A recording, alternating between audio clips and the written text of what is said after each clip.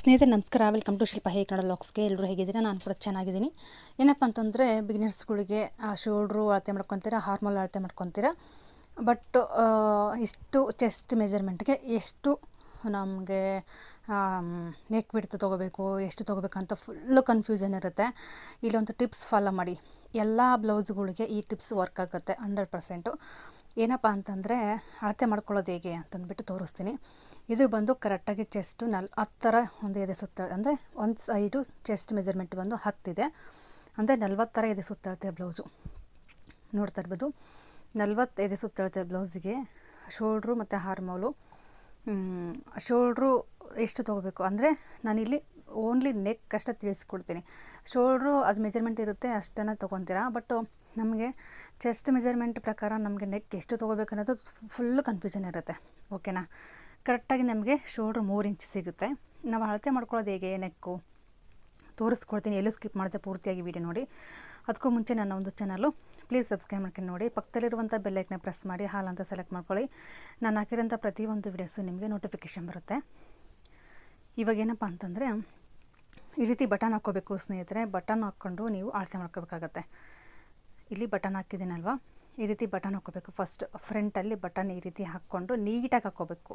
ನೆಕ್ಕು ಯಾವ ರೀತಿ ಬರುತ್ತೆ ನೋಡಿ ಶೇಪು, ಆ ರೀತಿ ನೀಟಾಗಿ ಹಾಕ್ಕೊಂಡು ಇವಾಗ ಅಳತೆ ಮಾಡ್ಕೊಳ್ಳೋದಕ್ಕೆ ತುಂಬ ಈಸಿ ಆಗುತ್ತೆ. ಯಾವುದೇ ರೀತಿ ಸ್ವಲ್ಪ ಆ ಕಡೆ ಈ ಕಡೆ ಸ್ವಲ್ಪನೂ ವೇರಿಯೇಷನ್ ಆಗಬಾರ್ದು. ಇಲ್ಲೇನಪ್ಪ ಅಂತಂದರೆ, ನಮಗೆ ಶೋಲ್ಡ್ರ್ ಹತ್ರ ಜಾಯಿಂಟ್ ಮಾಡಿರ್ತೀವಿ, ಅದನ್ನು ಕೂಡ ಅಳತೆ ಮಾಡ್ಕೋಬೇಕು.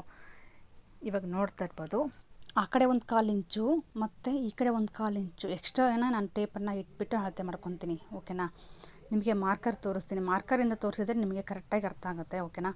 ಇವಾಗ ಇಲ್ಲಿ 1/4 ಇಂಚು ಬಿಡಬೇಕಾಗುತ್ತೆ.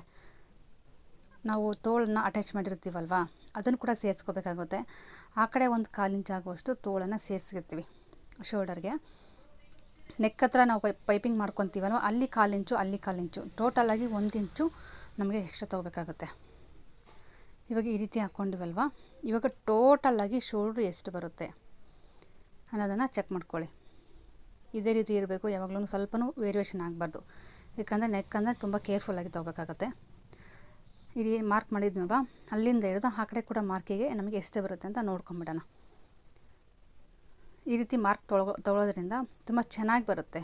ಅಲ್ಲಿ 1/4 ಇಂಚು, ಅಲ್ಲಿ 1/4 ಇಂಚು ಕೂಡ ಸೇರಿಸ್ಕೋಬೇಕಾಗತ್ತೆ. ನಮಗೆ 1/4 ಇಂಚು ಕೂಡ ನಮಗೆ ತುಂಬ ಇಂಪಾರ್ಟೆಂಟ್ ಆಗುತ್ತೆ ಸ್ನೇಹಿತರೆ. ನೋಡ್ತಾ ಇರ್ಬೋದು, ನನಗೆ 10.5 ಇಂಚಿಗೆ ನಮಗೆ ಸಿಕ್ತು.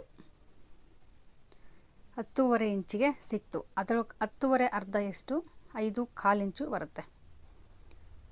5.25 ಇಂಚಾಗುವಷ್ಟು ನಮಗೆ ಬರುತ್ತೆ. 5.5 ಅಂತಲೇ ಅಂದ್ಕೊಳ್ಳಿ. ಓಕೆನಾ? 5.5 ನಮಗೆ ನೆಕ್ ಬಿಡ್ತನ ತೊಗೋಬೇಕಾಗತ್ತೆ. ಎಷ್ಟು 10 ಒಂದು ಎದೆ ಸುತ್ತಳತೆ, ಅಂದರೆ ಚೆಸ್ಟ್ ಮೆಜರ್ಮೆಂಟ್ ಬಂದು ಓನ್ಲಿ 10, 40 ಎದೆ ಸುತ್ತಳತೆ ಬ್ಲೌಸಿಗೆ 5.5 ಇಂಚಾಗುವಷ್ಟು ನಮಗೆ ಸಿಗುತ್ತೆ. ಇದು ಬಂದು ನೆಕ್ಕು ಸ್ವಲ್ಪ ಭುಜ ಅನ್ನೋದು ಸ್ವಲ್ಪ ಚಿಕ್ಕದಾಗಿರೋದ್ರಿಂದ ಇಷ್ಟು ಸಿಗುತ್ತೆ ನಮಗೆ. ಅದೇ ರೀತಿ 40 ಎದೆ ಸುತ್ತಳತೆ ಬ್ಲೌಸಿಗೆ 6 ಇಂಚ್ಗಟ್ಟಲೆ ಬರುತ್ತೆ ನಮಗೆ ಶೋಲ್ಡ್ರು ಮತ್ತು ನೆಕ್ ಎಲ್ಲ. ಟೋಟಲ್ ಶೋಲ್ಡ್ರ್ ಬಂದು 6 ಇಂಚೆಲ್ಲ ಬರುತ್ತೆ. ಆವಾಗ 6 ಇಂಚು ಬಂದರೆ ನೀವು 6 ಇಂಚನ್ನೇ ಇಟ್ಕೋಬೇಕಾಗುತ್ತೆ. ಓಕೆನಾ? ಎಷ್ಟು ಸರಿ ಅಳತೆ ಮಾಡಿಕೊಂಡ್ರೂ ಕೂಡ ನಿಮಗೆ ಅಷ್ಟೇ ಸಿಗುತ್ತೆ.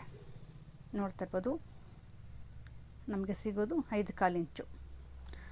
ಇದೇ ರೀತಿ ಫಾಲೋ ಮಾಡಿದ್ರಿ ಅಂತಂದರೆ ಯಾವುದೇ ರೀತಿ ಶೋಲ್ಡ್ರ್ ಡ್ರಾಪ್ ಆಗೋಲ್ಲ.